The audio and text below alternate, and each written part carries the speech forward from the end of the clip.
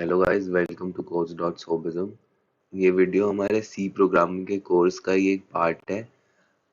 Last videos में हमने operators के बारे में पढ़ा था और अब हम इन ऑपरेटर्स को और अच्छे से समझेंगे और एंड में एक प्रोग्राम भी देखेंगे और प्रोग्राम में समझेंगे कि इन ऑपरेटर्स को यूज़ कैसे करते हैं। सबसे पहले आते हैं हमारे अरिथमेटिक ऑपरेटर्स। इनके बारे में आप सब जानते हैं। हम कभी भी किसी दो वेरिएबल्स को ऐड करेंगे तो वो एडिशन होता है। हम सब ट्रैक भी कर सकते हैं, माइनस साइन लगा के, मल्टीप्लिकेशन साइन लगा के हम मल्टीप्लाई भी कर सकते हैं। और यहाँ पे मल्टीप्लिकेशन साइन थोड़ा अलग होता है, हमें एस्टेरिक सिंबल लगा के इसे मल्टीप्लाई करना होता है। ये मैथ्स जैसे नहीं होता कि हम क्रॉस लगा के मल्टीप्लाई करेंगे। और डिवीजन भी एक अरिथमेटिक ऑपरेटर होता है। और फिफ्थ ऑपरेटर होता है मॉड्यूलस, जिसके बारे में आप जानते नहीं होंगे और मे बी आपने इसके बारे में नहीं सुना होगा, तो मैं आपको बता देता हूँ। जब हम a मॉड्यूलस b लगाते हैं तो a को b से डिवाइड करेंगे और जो रिमाइंडर आएगा उसे हम रिटर्न कर देते हैं। तो अगर हम 5 को 2 से डिवाइड करेंगे तो हमारा रिमाइंडर आता है 1। तो 5 मॉड्यूलस 2 हो जाएगा 1। तो मॉड्यूलस ऐसे काम करता है और आगे हम प्रोग्राम में से समझेंगे। इसके बाद आते हैं हमारे रिलेशनल ऑपरेटर्स। यहाँ पर 6 ऑपरेटर्स है। Is equal to, is not equals to, greater than, less than, greater than equal to and less than equal to. ये हम किसी भी दो वेरिएबल्स के बीच में लगा सकते हैं। जब हमें चेक करना होता है कि अगर कोई दो वेरिएबल्स इक्वल है तो हम इक्वल्स इक्वल्स लगाते हैं। ये मैथमेटिक्स या रियल लाइफ वर्ल्ड जैसा नहीं होता कि हम एक बार इक्वल लगा के किसी दो वेरिएबल्स को चेक करेंगे कि वो इक्वल है, क्योंकि प्रोग्रामिंग में उसका मतलब असाइनमेंट होता है। जब हम a इक्वल्स b लिखते हैं तो वो a में b की वैल्यू को असाइन करता है और उसे हम असाइनमेंट कहते हैं। यहाँ पर इक्वल चेक करने के लिए दो इक्वल्स लगाने पड़ते हैं। नेक्स्ट है हमारा नॉट इक्वल टू। ये सारे ऑपरेटर्स हम फ्रीक्वेंटली यूज करेंगे जब हम डिसीजन मेकिंग पढ़ेंगे और हम इफ एल्स स्टेटमेंट के बारे में पढ़ेंगे। तो अभी आप बस इतना समझ लो कि ये नॉट इक्वल टू होता है, ये ग्रेटर दैन होता है, ये लेस दैन होता है, ये ग्रेटर दैन इक्वल होता है, ये लेस दैन इक्वल होता है। मैं आपको एक एग्जाम्पल के थ्रू इसे समझाता हूँ। अगर आप कभी वोट करने जाओगे तो वहां पर एक कंडीशन होती है कि आपकी जो एज है वो 18 या उससे ऊपर होनी चाहिए। तो वहां पर आपसे पहला क्वेश्चन पूछा जाएगा कि क्या आपकी एज 18 से ऊपर है या 18 के इक्वल है।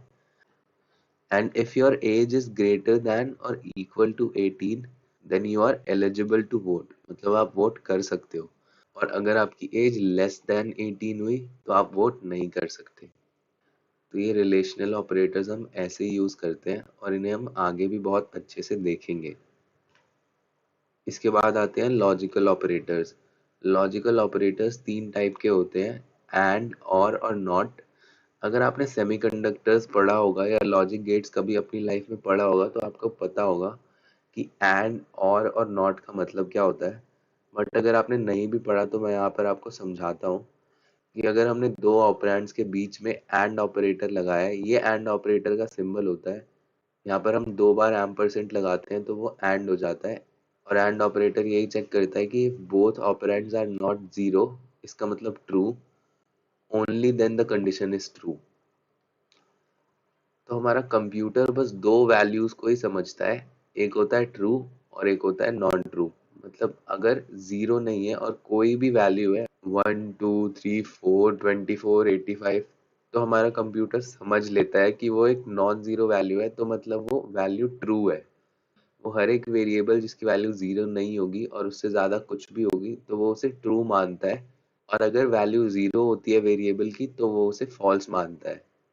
यहाँ पर हमने a और b के बीच में एंड ऑपरेटर लगाया है, तो हमारा रिजल्ट जो है वो जीरो आएगा, मतलब फॉल्स वैल्यू आएगी, क्योंकि यहाँ पर हमें वन वैल्यू मतलब ट्रू वैल्यू लाने के लिए दोनों को नॉन जीरो वैल्यू होनी पड़ेगी और यहाँ पर b एक जीरो वैल्यू है।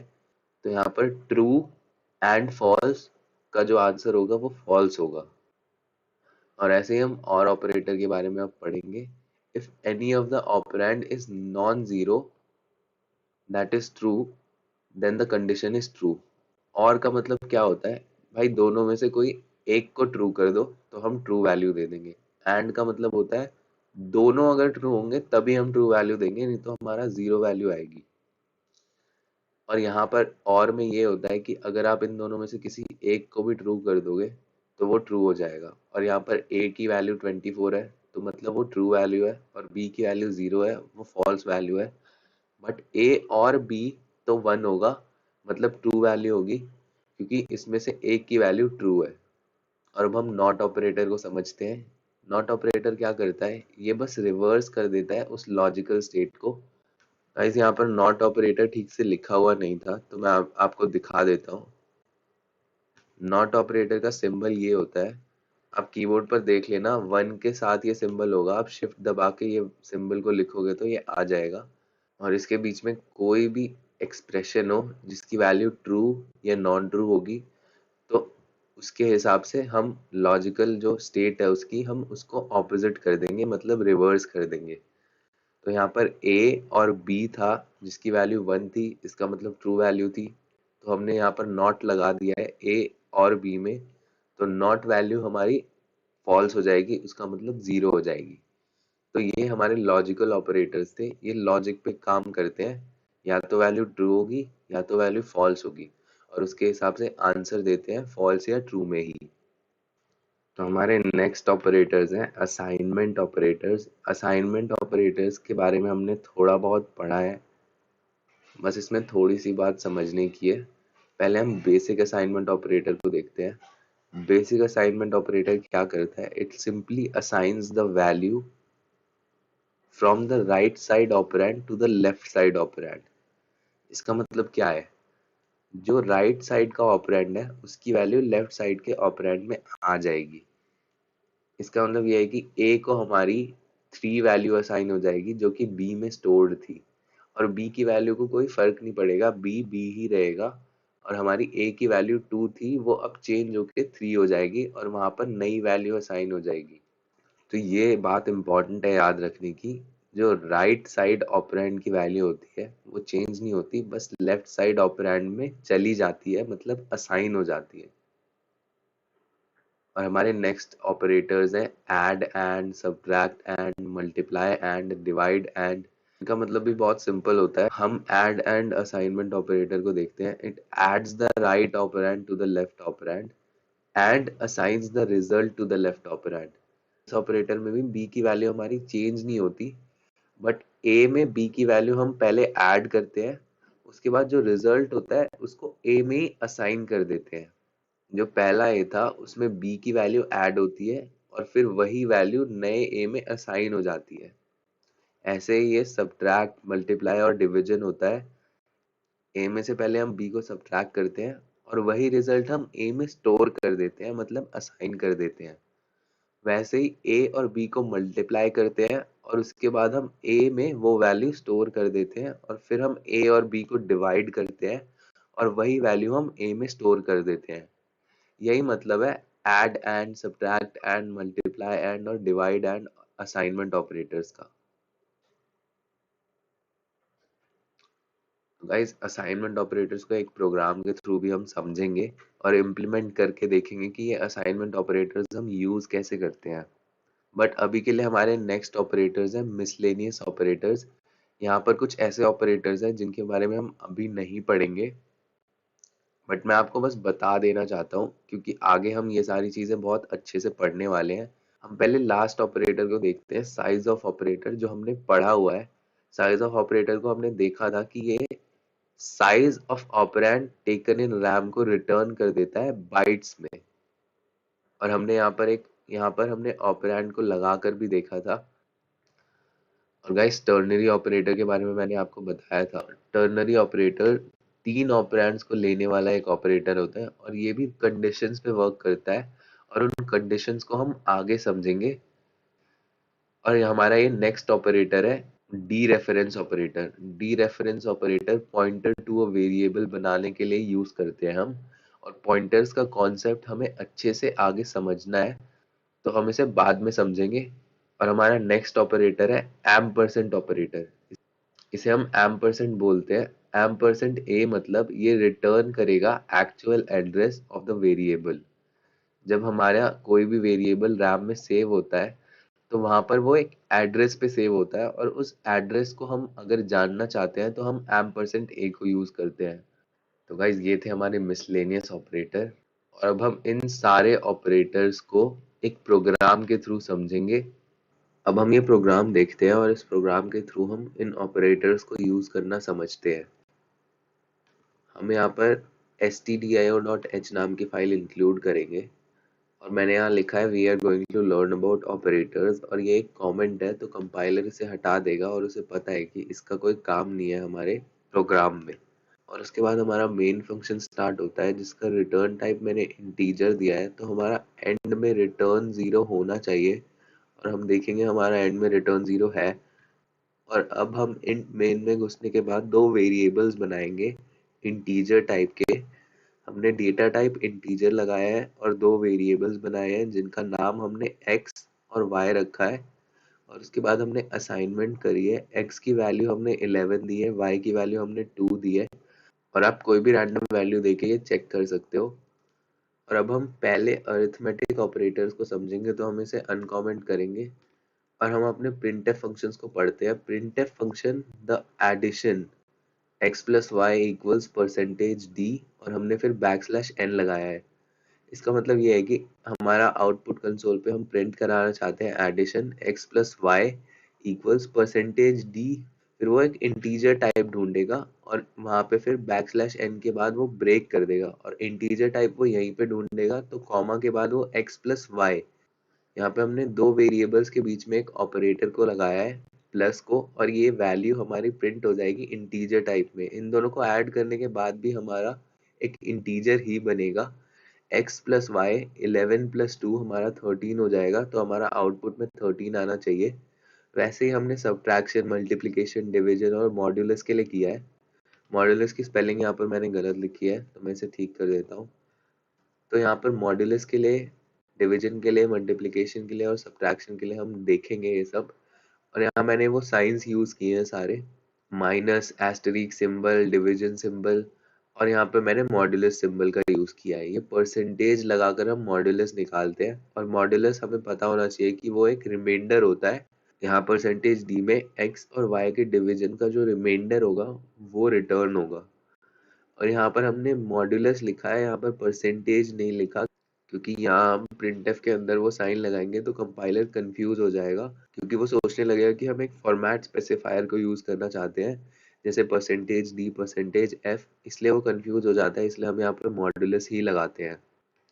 अब हम इसे प्रिंट करा कर देखते हैं और हमारे आउटपुट में आ गया है एडिशन, हमारा आया है 13, 11 प्लस 3 13, फिर हमारा सब्ट्रैक्शन आया है 9, और हमारा मल्टीप्लिकेशन 22 आ गया है। हमने इन्हें मल्टीप्लाई किया तो 22 आएगा आउटपुट।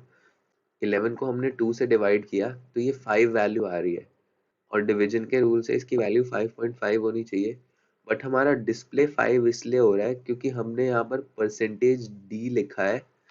यहाँ पर हमने परसेंटेज डी लिखा है और हमारा जो रिटर्न टाइप है वो इंटीजर है, और x और y भी इंटीजर वेरिएबल्स है, तो हमारी जो वैल्यू रिटर्न होती है वो इंटीजर ही होती है। तो 5.8, 5.6, 5.7 कुछ भी अगर हमारा आउटपुट आएगा, लेकिन हमारा यहाँ पर आउटपुट में रिटर्न हमारा 5 ही होगा, क्योंकि वो एक इंटीजर वैल्यू ही रहेगी। अब हम मॉड्यूलस देखते हैं। हमने 11 को डिवाइड कर दिया 2 से, और फिर हम उसका रिमाइंडर देखेंगे, और हमें पता है कि रिमाइंडर हमारा यहाँ पे 1 आएगा, क्योंकि 10 तक वो डिवाइड होता जाएगा, उसके बाद 1 वैल्यू बच जाएगी और हमारा मॉड्यूलस 1 आ जाएगा। आप इस वैल्यू को चेंज भी कर सकते हो। यहाँ पर आप अगर 10 कर दोगे और अब इसे रन कराओगे तो हमारी वैल्यू 0 आनी चाहिए, और यहाँ पर 0 आ गई है। और यहाँ थोड़े चेंजेस भी हो जाएंगे, यहाँ 12 आ गया है, यहाँ 8 आ गया है, यहाँ 20 आ गया है, और यहाँ 5 आ गया है। तो हमारा यही मॉड्यूलस का यूज होता है और इन सारे ऑपरेटर्स का यूज होता है। अब आते हैं लॉजिकल ऑपरेटर्स। x और y की वैल्यू हमें पता है 11 और 2 है, और अब हम यहाँ पर लॉजिकल ऑपरेटर्स को समझेंगे। 11 और 2 दोनों ही एक नॉन जीरो वैल्यू है, तो इसका मतलब ये है कि वो दोनों ही ट्रू वैल्यू होंगी। और अब हम यहाँ पर एक बार इसे रन करा कर देखते हैं, और हमने यहाँ रन कराया तो यहाँ हम देखेंगे x एंड y की वैल्यू 1 आएंगी, x और y की वैल्यू भी 1 आएगी और नॉट ऑफ x और y की वैल्यू 0 आएगी, क्योंकि x और y तो 1 था। हम यहाँ पर एक मॉडिफिकेशन करके आपको दिखाते हैं। गाइस यहाँ पर हमने y की वैल्यू को चेंज करके 0 कर दिया है, और अब हम इन सारे ऑपरेटर्स को रन करा कर देखेंगे। हमारे आउटपुट में x एंड y की वैल्यू 0 आएगी, x और y की वैल्यू 1 आएगी, और नॉट ऑफ x और y की वैल्यू 0 आएगी। यहाँ पर कुछ एरर्स आ गए थे तो मुझे मॉडिफिकेशन करनी पड़ी। यहाँ हम 0 कर रहे थे तो मॉड्यूलस और इन सब में प्रॉब्लम आ रही थी, इसलिए मैंने इन सब को कमेंट कर दिया है। तो यहाँ पर x एंड y की वैल्यू 0 क्यों आ रही है? क्योंकि हमारा y और x में से एक 0 है, और x और y की वैल्यू 1 इसलिए आ रही है क्योंकि हमारा एक 1 है, मतलब नॉन जीरो है, 11 है, तो वो 1 के ही इक्विवेलेंट होता है, और वो कंप्यूटर ट्रू ही मानता है उसे। और हमारा नॉट ऑफ x और y 0 आ गया क्योंकि हमने यहाँ नॉट ऑपरेटर लगाया, और नॉट ऑपरेटर हमारे लॉजिकल स्टेट को रिवर्स कर देता है। और अब हम आगे दूसरे ऑपरेटर्स की तरफ चलेंगे। यहाँ पर हमारे पास असाइनमेंट ऑपरेटर्स है। इन सबको मैं अनकॉमेंट कर देता हूँ, और यहाँ \n लगा देता हूँ ताकि हमारा आउटपुट नई लाइन में ही प्रिंट हो। और अब हम देखेंगे यहाँ पर असाइनमेंट ऑपरेटर्स। हमने यहाँ पर x को y के इक्वल कर दिया है, मतलब हमने x में y की वैल्यू को असाइन कर दिया है। तो y की वैल्यू तो चेंज नहीं होगी, बट x की नई वैल्यू आ जाएगी जो y में सेव्ड थी, मतलब y में जो भी वैल्यू स्टोर्ड थी वो x में असाइन हो जाएगी। और अब हम इसे प्रिंट करा कर देखेंगे तो हमारा आउटपुट आएगा x equals to y equals two. और अब हम आगे दूसरे आउटपुट्स को समझते हैं। हमने x प्लस इक्वल्स वाई लिखा, तो पहले x और y की वैल्यू ऐड होगी, और हमने देखा x की वैल्यू चेंज होके 2 हो चुकी थी, तो हम यहाँ पर 2 + 2 करेंगे और वही वैल्यू x में सेव कर देंगे।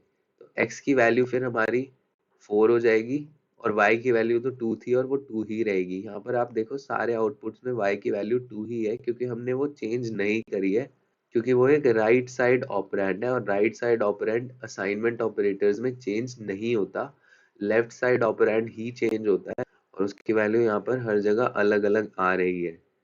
अब हम यहाँ पर नीचे जाकर देखते हैं x minus equals to y. इसका मतलब ये है कि हम पहले x में से y को माइनस करेंगे और उसी आउटपुट को x में सेव कर देंगे। तो यहाँ पर थर्ड लाइन में आप देखो x की वैल्यू 2 आ रही है और y की वैल्यू 2 आ रही है।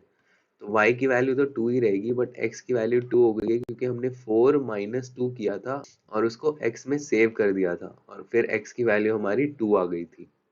और यहाँ हम नेक्स्ट लाइन में देखते हैं x मल्टीप्लाई इक्वल्स टू, मतलब हम x और y को मल्टीप्लाई करेंगे और उसकी वैल्यू जो है x में सेव कर देंगे।